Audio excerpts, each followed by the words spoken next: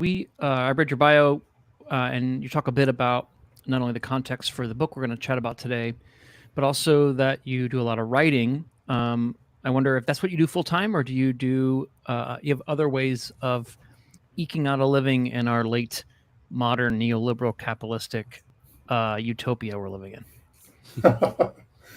Well, as you guys probably know, writing doesn't really pay the bills. So I Except for do. like 3 people. I think 3 people make money writing in the world. Yeah, I'm not Stephen King or John Grisham, so I do have Right. a day job. Or Max Lucado. I think he makes money. Yes. Anyway, Yes. that's it. So I run a CPA firm for creative entrepreneurs, mostly in the author space, helping folks figure out their taxes. Not very Nice. exciting, but it does pay the bills. Nice. How many hours a week does that take up for you? Depends on the time of year. During tax season, I'm working 50, 60 hours a week. Otherwise, it's 20 hours a week, maybe. Yeah. I kind of wish I had had something like tax work I could fall back on. My wife does that. She's not a CPA, but she works for her brothers. But it's that whole saying about death and taxes. It's like you'll never be out of a job. Right. Well, Chris, we're talking about resilient and redeemed today, and obviously this is a very personal book for you as you tell the story and walk through how you experienced your own mental health struggles. Maybe this is an obvious question to ask a writer, but I'm wondering how you decided to share your story like this. What was the impetus or catalyst for you to put this all in a book?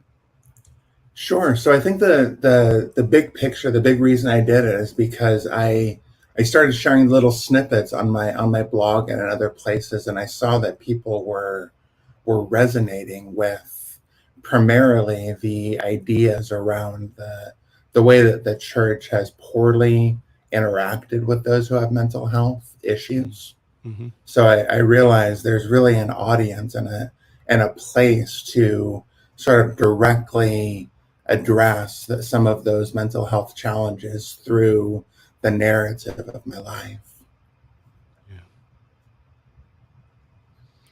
Yeah. What you talk about this a bit in your book, Chris, and we've talked about this before in podcasts, and we've written about it on our website and stuff. But I wonder if you can share some of the ways in which your theology was insufficient or maybe even unhelpful for you, kind of in the midst of that depression. Sure. So I was sort of trained up with this idea that, gosh, how can I say it?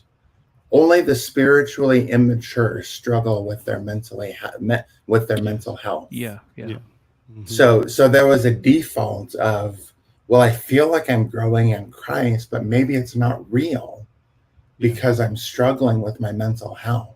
Mm. It wasn't until I really started paying attention to some of the characters in the Bible and the struggles they have. Right. I mean, Moses has a suicidal moment where he cries out to God, Mm-hmm. I'm done with these Israelites. Would you just kill me? Yes. Paul has a moment that seems really close to, he was at least deeply depressed, could have been suicidal. And then he leaned back into the goodness that's available on the cross of Christ. Mm-hmm. Just those two people, like that's sort of the big dogs of the Old Testament and the New Testament. Right. So that helped me to understand, like, hey, if Moses and Paul didn't have it all together, either they were spiritually immature, which seems unlikely, or perhaps, gasp, my theology might be incorrect. Yeah. Right. Yeah. I think there's it's such a big, it feels like a big paradigm shift, but it's one that's so important and necessary that somehow we've moralized these issues, right? Mental health. And I maybe you can understand looking back kind of how it happened or why we confused some of these mental health issues with spiritual immaturity, as you were saying, or even sin sometimes. But yeah, there is a really big and important, I think, paradigm shift happening for people to be able to see these things as, medical issues, as injury issues, the same way that you would look at, physical injury or, cancer in your body or even just getting a scrape, on your elbow, that kind of a thing. So I think it's helpful. Yeah, I'm glad you brought that up, Chris, for our listeners. I think there's this reticence, this sort of false pious propriety where we have to have this like performative virtue, or this almost like this baseline sort of modicum of a good life if we're going to be a Christian, A, and B, if we're going to talk to God about it. And I'm glad you brought up characters in the Bible who are essentially pivotal, seminal, heroic characters, basically verbalizing that they want to commit suicide. Because I don't think we have that permission today to do the same kind of thing. I wonder. I wonder if you could talk about that. It's been said that most churches don't talk about suicide or suicide ideation until someone attempts it or commits suicide. I wonder if you could talk a little bit about that from your own experience, and what are some ways would have been helpful for you to hear it talked about, or what are some of the ways that you do talk about it? Sure. So one of the churches I was in when I was younger, I can just sort of tell this story. I decided after my wife and I had a number of, we'll call them aggressive conversations, after we had a couple fights about my mental health and me needing to get some help, I scheduled an appointment with my pastor at the time and sort of laid out for him, I'm struggling with my depression. I'm struggling with the beginnings of some suicidal ideations, and I really need some support. And his response to me was to lecture me on the fact that I was not doing all the things that good little Christians do. He didn't use that language, but I'll use it now. And he started the lecture by saying, you need to man up and pray more, which was deeply unhelpful. Yeah. And it sort of set me back a number of years, because I was a young adult, and I put my faith in my spiritual leader, and he was, I now recognize, misdirecting me. So I walked out of there like, dude, am I even saved? Right. I'm not even sure. And I can contrast that with when my current pastor, when I was in the Psych Ward, one of the times I was in the Psych Ward, he came and visited me. And I was super nervous about him visiting me, because I'd been gaslit by multiple Christian leaders. Sure. And I didn't want to have that happen again while I'm in the Psych Ward, because that's like, you're in a super dark place in that moment. But that after a little bit of small talk, what he said to me is, Chris, we can't have this happen again. And he said it without judgment. He said it, that the church, our church, isn't the full church if you're not in it doing the things that God's created you to do. And then he said, and God's not done writing your story yet. And it's held that little snippet from my life, because I think those are two important things that can be communicated broadly to mental illness communities. Hey, number one, there's value, not in a transactional way, but in a community-oriented, organic way. Yeah. There's value that you bring to our community that no one else is capable of bringing.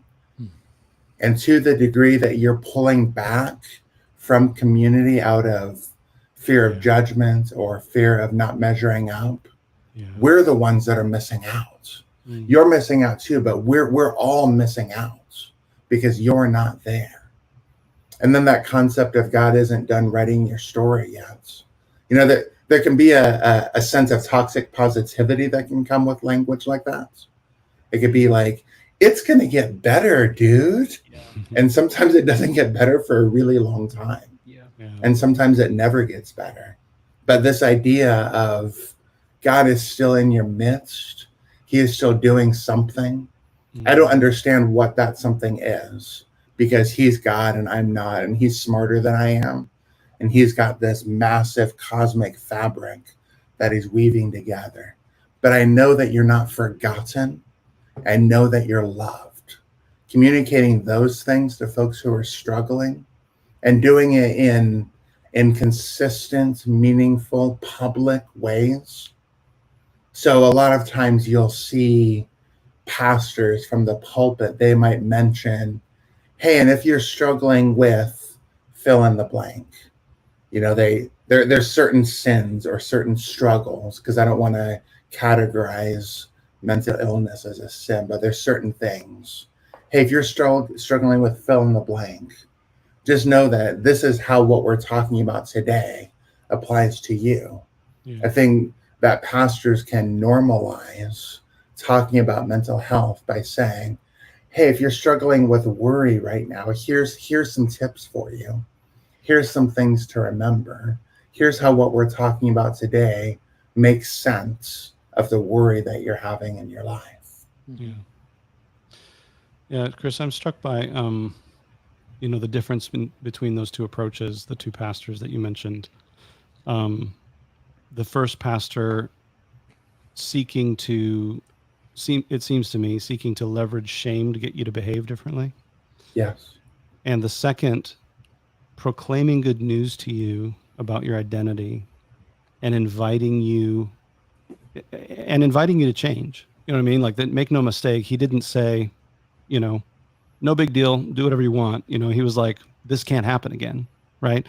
But inviting you to change based on this proclamation of your worth and the goodness of who you are and your place in the community. And just how different that is. That's the first observation, I guess, that I just wanted to highlight or point out. And I think my question is related to that. You said it set you back a few years when the first pastor, shamed you. But at the time, it doesn't sound like you knew what was going on at the time. It wasn't like you walked out of the office and said, well, that guy didn't give me very good advice. I'm not going to follow that. It sounds like not at all. Yeah. You walked out taking it seriously, and that's actually what caused the harm for you. I wonder if you can just, I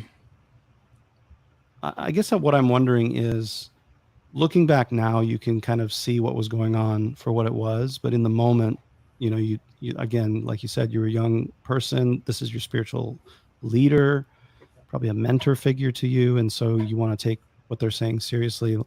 What was the process like for you of kind of coming to the realization that wasn't helpful? And I don't know, like what did you go through to try to sort of reorient yourself to a new way of looking at what that was and why it wasn't helpful? I don't know if that question makes sense. Yeah. It does make sense, and that's a great question, Ben. Thank you for asking that.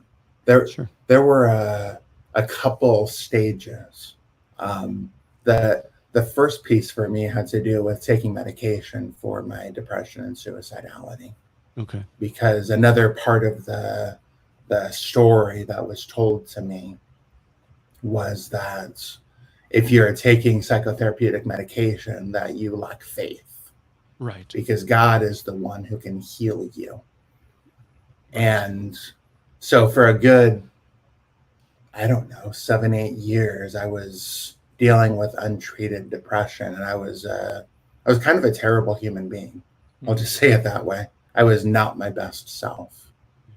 My kids and my wife can attest to that. So sort of out of, well, if this sets me back as in my faith or not, whatever, something has to change. Yeah. So I started taking just a basic antidepressant and started noticing some shifts. And then I stayed in that place of taking antidepressants and feeling bad about it for a very long time. And then the same pastor who visited me in the psych ward said something from the pulpit that really gave me permission to be more transparent with my community and to seek additional help. And he was doing this series called Confessions of a Longtime Pastor or something like that. Okay. And he started his sermon by saying, hey guys, I'm Marty. I'm one of the leaders here, which is what they always say. Mm-hmm. And I take antidepressants, and I'm a better person because of it. Yeah. Yeah. And he went on and he talked a whole sermon about the value of seeking whatever help you need to take care of yourself when it comes to your mental health. And I really took that to heart. This was,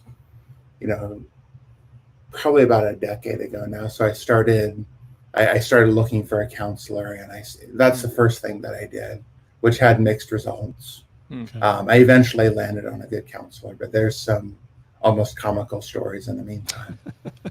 Yeah, so that was the part of the book that struck me, Chris. I wanted to ask you about, because I just had to break up with a counselor, and I It's decided, not you, it's me. Did you use that line? Is that no, Okay. I thought through all the options, like just cancel and ghost him, Yeah. or make up a excuse, and it's hard. I feel like it's really hard to find a good therapist, and it's really hard to break up with a bad therapist for me. And so I ended up just telling him the truth, not you're bad, but I'm taking a step back and reconsidering therapy right now. I'll let you know when I'm ready to re-engage with you. And I felt like that was a way of politely being very clear that I'm kind of done here until I tell you otherwise, but also not, going scorched earth on a guy doing the best he can. But I wonder if you could tell us, Chris, like some of the things that were unhelpful for you with counselors. What were some of the things that you would, if other people are experiencing that, you would maybe validate their concerns? And then what are some of the things that the therapists that you've appreciated the most? What are some of the things that they've been able to be for you or do for you that you would commend to others? Okay, yeah. So I have a chapter called My Weird Therapist in the book, or My Two Weird Therapists, or something like that. Yes. And that let me sort of start with the end in mind, and then I'll talk about some of the things that were unhelpful. So what I learned from engaging these two poor therapists was that I need to approach a first appointment with a therapist the way you'd approach a first date, and really, sort of come at it like, first of all, not come at it like, and why are you here today? Well, and just vomit all on them, because that's not a helpful response. Mm-hmm. And then sort of be thinking about like, hey, is this going to be a relationship that's going to make sense for me, that's going to work for me? Because it is a uniquely intimate relationship that you're trying to develop with a stranger. So we have to figure out what are the go, no go signs, if you will. And I learned to ask a few really direct questions. Ooh, let's hear. I'm going to write these down. Well, one of them is super specific for me. I have a seizure disorder, and what my seizure disorder looks like is they're called absent seizures. So I just freeze in time for 10 to 60 seconds usually. Wow. So I communicate, hey, I have a seizure disorder. There's a good possibility, since we're going to meeting regularly, that this might happen when we're in a meeting. Are you okay with that? Are you going to be okay with that? There's nothing you need to do. I'll be fine. Are you going to freak out? Because, by the way, I had that was my first bad counselor. I had a seizure in the middle of one of my sessions. And when I came to, her eyes were wide as saucers, and she was like kind of slowly backing away from me. And I was like, "Oh, did I just have a seizure?" She goes, "I don't know what just happened, but that freaked me out." Yeah. Oh gosh, wow. Yeah, totally. So then I had her go get my wife, and my wife and I counseled my counselor for the rest of my session. And then obviously I was like, hey, this isn't going to work. I just bailed on her. I just ghosted her. Yeah. Great. And then the second question that I ask is not necessarily, are you a Christian counselor? Because sometimes Christian counselor comes with weird baggage, especially if they say they're a biblical counselor. Yeah. That sort of means I don't want to work with them. And I don't want to take the time to try and discern.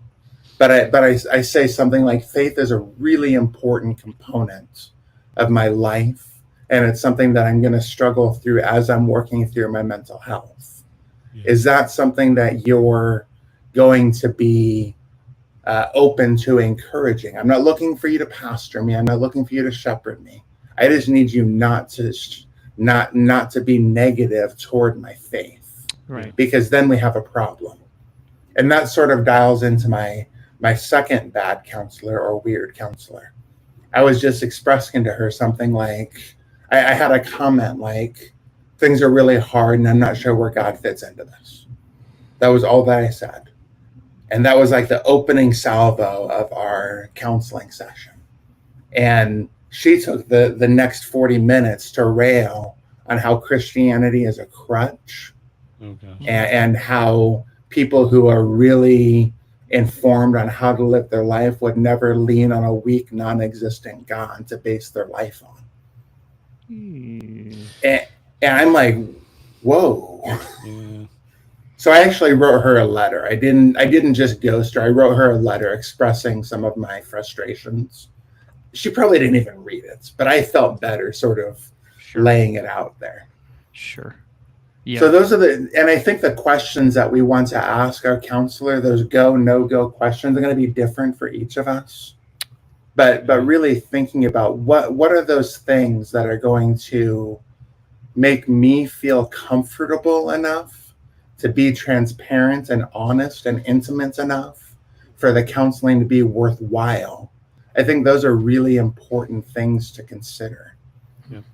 And then that sort of brings me to my really profound, really positive counseling experience. This guy, ironically, he has like the weirdest background religiously that I've ever come across. He was a former Catholic priest who renounced his priesthood, is seriously studying Buddhism, and has a lot of positivity toward New Age thoughts. But despite all that, he was very open to me wrestling with my faith. Yeah. And the things that he communicated to me were things like, Chris, no matter what you're going through, I want you to know that I've probably dealt with it before, not to minimize the pain and the uniqueness of your situation. But I've been counseling for a long time. And I'm familiar with most of the things that are going to sort of come into my ears. And I'm convinced that, it is the depth of what you're feeling is not going to last forever. I'm not saying it's going to go away, but there's seasons to these things. So if you can hang on, even in those seasons, then it's going to be really helpful for you to do that. And he really helped me. One of my big problems is called catastrophizing. It's a fancy word for making mountains out of molehills. He was really helpful at pointing out to me, no, that's a molehill, Chris. Let's cognitively reframe this so that you can see it with the proper perspective, rather than making it feel like the end of the world. It's actually a speed bump. Those were the things that he was helpful for me with, because catastrophizing is a huge problem for me even now. Yeah, I like that metaphor of treating it like a date. Of course, I haven't been on a date since last century, and so it's kind of hard to think through like how would I. This isn't about me, but like a lot of my issue is I have a hard time trusting people in authority over me. And so I'm already like wrestling with, can I trust this person? Are they competent, et cetera? And that's one of the reasons I broke up with my therapist, is because they did a couple things that indicated to me they weren't competent. And then I checked it out with another therapist, and she was like, yeah, you need to get out of there. So that just like actually reinforces some of my issues. Anyway, again, this isn't about me. See, I'm right. Crap. I'm right to catastrophize. But I do like the fact that I think there's agency in advocating for ourselves, Chris, that you're describing, like taking seriously that our health and healing and wholeness is something we can champion for ourselves and take some responsibility and dominion in. We don't have to be helpless or secluded. We don't have to we don't have to come and just abandon all agency with a therapist, or secluded and be all on our own and work on ourselves. But you're narrating kind of this sort of this place of interdependency where you maintain some agency and advocacy, and I think that I need to hear that today, and I know that others probably do too. So yeah, it was a long process for me to kind of get to that point and realize that I maintain. I like the way you described that. I maintain my agency in these relationships, and I sort of have responsibility to maintain that if I want to be honest with myself and be my most helpful self to myself. Yeah. Yeah, that's really helpful. I wonder if we can maybe pivot and just talk briefly about medicine, pharmacology. You mentioned it, before. It was actually part of, like you said, things had gotten so bad for you that you like, even if it means I'm spiritually immature or maybe not even saved, I got to take the meds and see if this helps, that reminds me actually of another thing I wanted to ask you about, but I'll put a pin in it. But I'll put a pin in it with the two of you, so maybe y'all can remind me just in case I forget. But part of the this is the pin. Part of what we want to do is separate the idea of our mental health from overt sin. So it's not like I'm struggling with my mental health, and that means that I am sinful. But you did make a connection between I have this untreated mental illness, and because of that, I'm a terrible person. You know what I mean? Like I am actually sinning perhaps and mistreating people out of this illness that I have, but it's not that the illness means that I'm sinful. Does that make sense? I don't know, maybe we can just start there. Maybe let's start. That pin was so large that now it's become maybe a question that I want to ask. I wonder if you can tell us about that a little bit, because I think that's an interesting nuance that I think is important for people to hear, but maybe one that's difficult to tease apart, where people still may feel like, oh, my mental illness is a sin or is sinful in and of itself. I don't know if you can talk a bit about that. Sure. I think the construct I want to use is out of Ephesians 4, where it says, "In your anger, do not sin." Mm-hmm. So this is going to be a weird place, but I'm gonna pivot off of that idea. Okay. So, and the reason I want to use that is because so many people in Christian circles automatically assume if you're feeling or even beginning to express anger, that it is sin. Right. Yeah. But yeah, Paul writes, "In your anger, do not sin." He's not going to write something that's nonsensical. So there's a distinction between the anger and the expression of that anger in a sinful way. Right. Yeah. And I think that's a useful paradigm for my experience.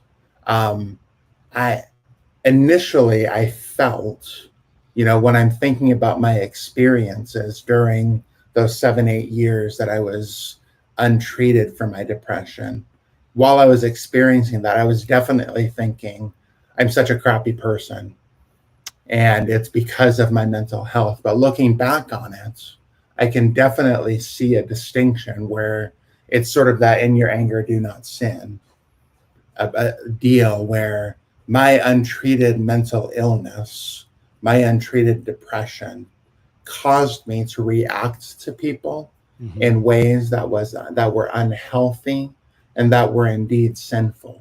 But it was not, I am a depressed, sinful person. Right. It was, I am someone struggling with depression who is expressing that struggle in sinful ways. Yes. I hope that's a helpful way to break it out. Yeah. Yeah, I think that's really helpful. Because you're right. Paul didn't say, "In your sin, do not sin." Right. He's making a distinction between those things.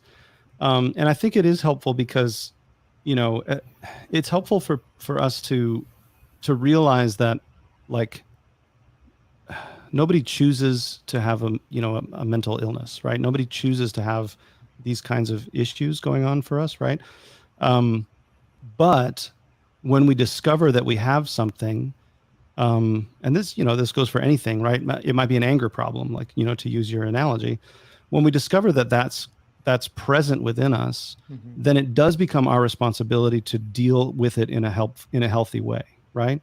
And that's part of what you're advocating for here is to say, like, dealing with it in a healthy way is not heaping shame on yourself for being such a dirty, rotten scoundrel, but it does mean, oh, I have this thing about me that can cause me to perceive people in a way that makes me mistreat them. And because of that, I need to take responsibility for that thing about me so that I don't mistreat people. So I do what I can, and I maybe I take medicine, all of that kind of thing, which maybe leads me to my next question about pharmacology. I think there is a stigma about medicine that you've mentioned, about taking medicine that's sort of maybe second best, or if we really trusted God to heal us, that we wouldn't need medicine, that kind of a thing. I wonder what you would say to people who may be struggling with that thought, that kind of thinking. Yeah, it ties into this another really common myth that you hear in Christian circles, and it is that mental health is only a spiritual problem. And really, unless you address that head on, then you're never going to end up in a place where you're going to be comfortable with taking psychotherapeutic meds to deal with your mental health struggles. And the true reality is not that mental health is a spiritual problem. And the reason that's not true is because we are holistic human beings. God didn't create the emotions on one day and then the soul on another day and then decided to add a body at the last second. Right. He created us all in the same moment. However you read the creation narrative, it happened it happened sort of simultaneously. So we're holistic human beings. I can prove this to you with a really funny word: hangry. We've all been hangry. Right. Yes. Where we're not our best selves because we're hungry, but that is actually evidence of a deeper truth, where our emotional life is influenced by our physical life, is influenced by our community life. Everything is connected. So that means a couple things. The first thing that means is a lot of times the reason we're struggling with our mental health is because something is awry physically in our body, in our physical brain, that needs to be adjusted. And in that sense, it's actually really similar to someone who takes insulin shots.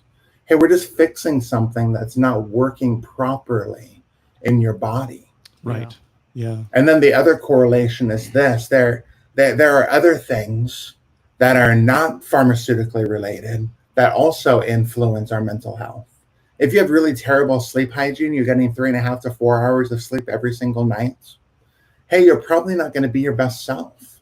Right. If you're skipping breakfast and lunch and eating 5,000 calories for dinner, there's a good chance that that's influencing your mental health. I'm using really easy examples to make the point that we are holistic human beings.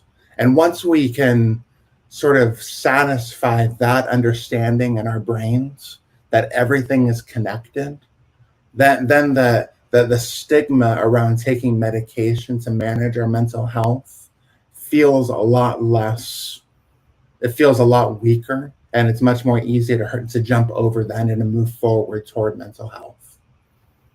Yeah. Yeah, well, maybe, Chris, I know we haven't really talked about what led you to the Psych Ward.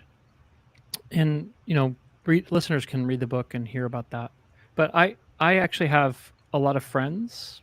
By a lot, I mean more than I would think without having talked to them, who are clinically depressed.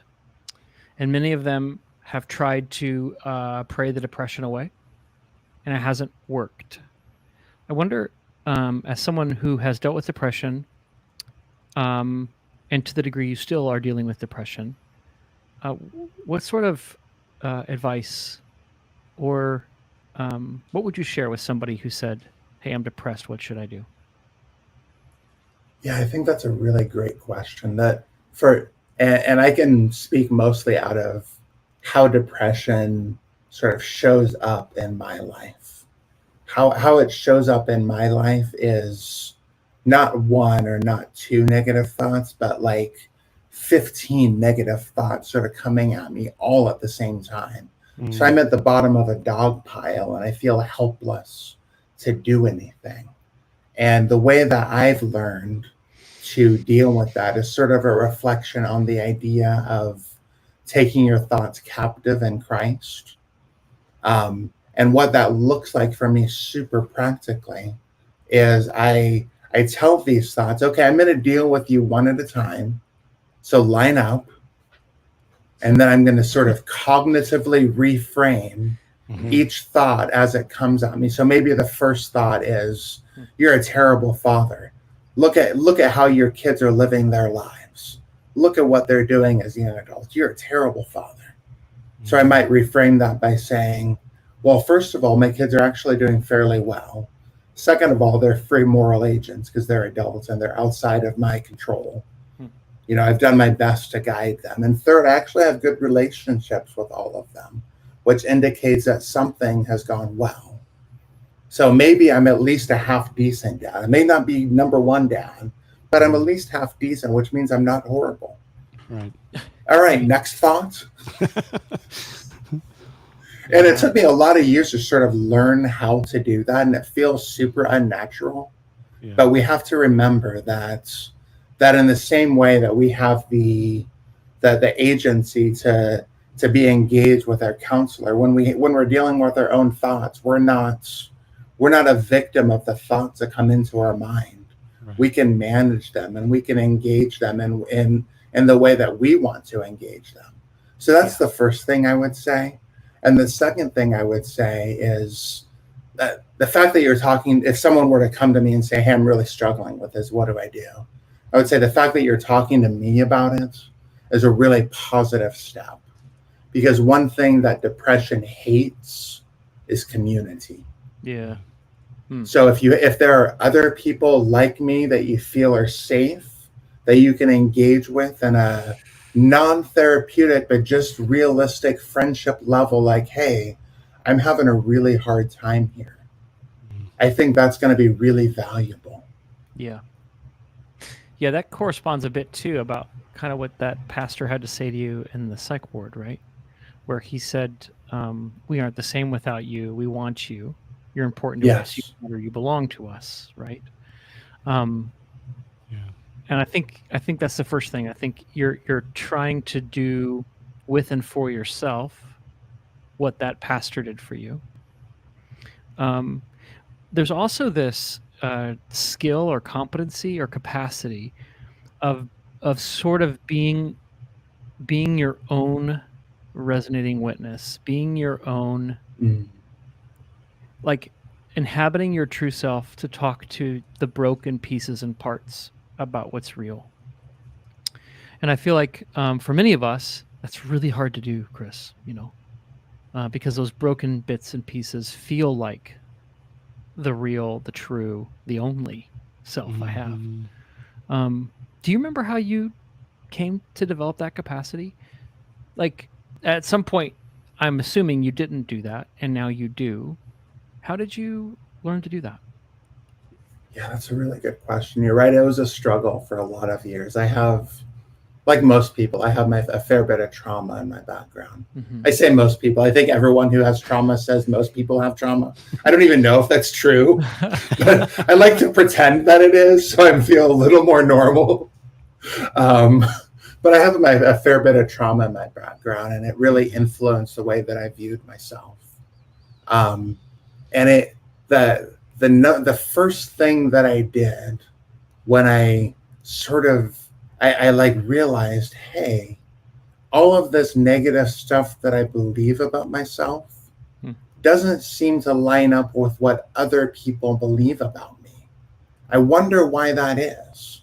And I wonder, rather than having to sort of ascertain through, assumptions what other people think about me, let me grab some real concrete things that people who I know are for me, what they think about me. So I asked some close friends a couple questions. Questions like, when you think of Chris, what are the adjectives that you think of? What are some things that Chris is really good at? When you're struggling with X, you go to Chris. What is X?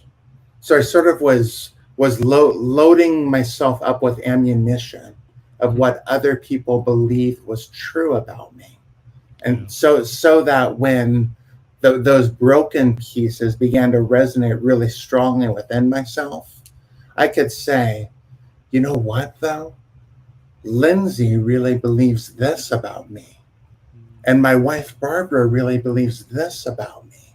And Kevin said I'm really good at this.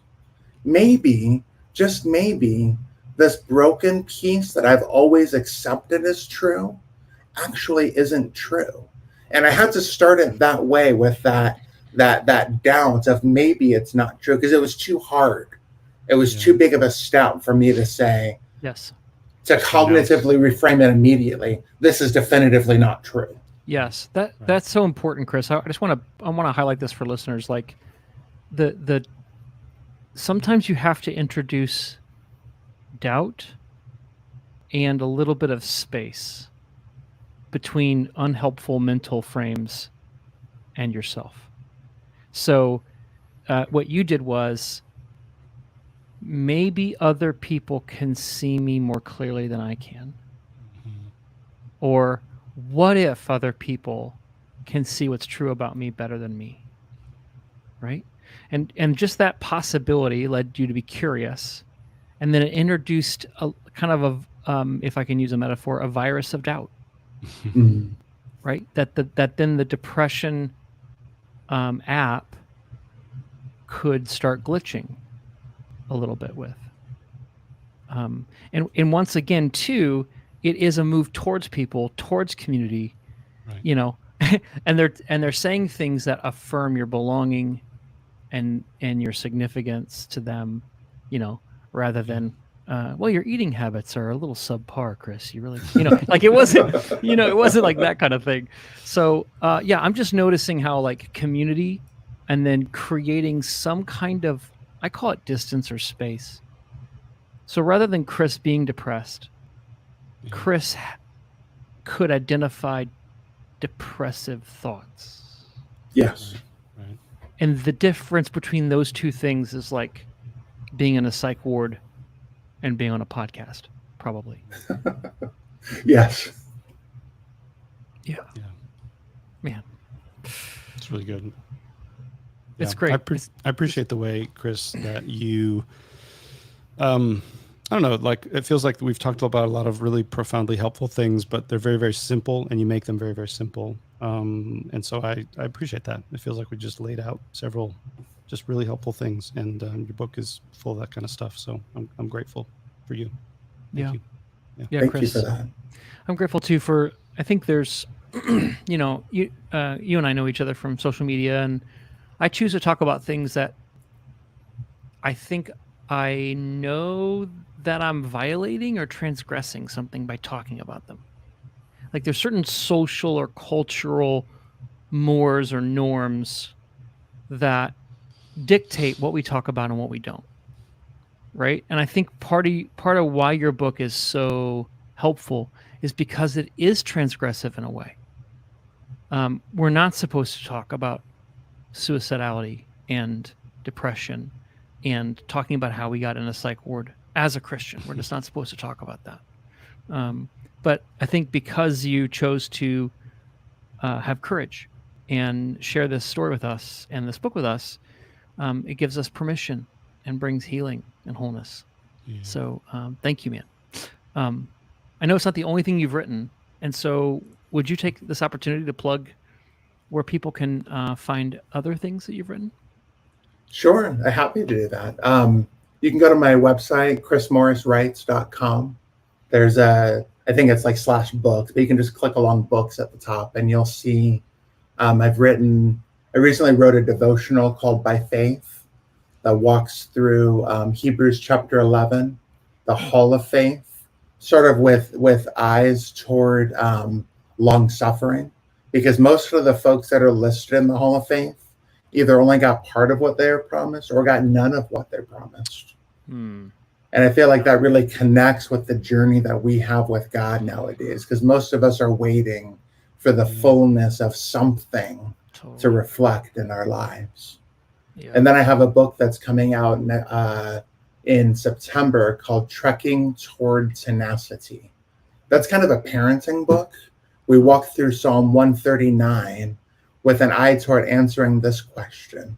What can we do as parents super practically to help our kids develop bounce back ability in their faith and with their mental health? So those are the two books I want to highlight. Yeah, man. That's great. That's great. Well, Chris, the book we're talking about today, Resilient and Redeemed, Lessons about Suicidality and Depression from the Psych Ward. Thanks so much for the book and for being with us today. It was my pleasure. Thanks for having me.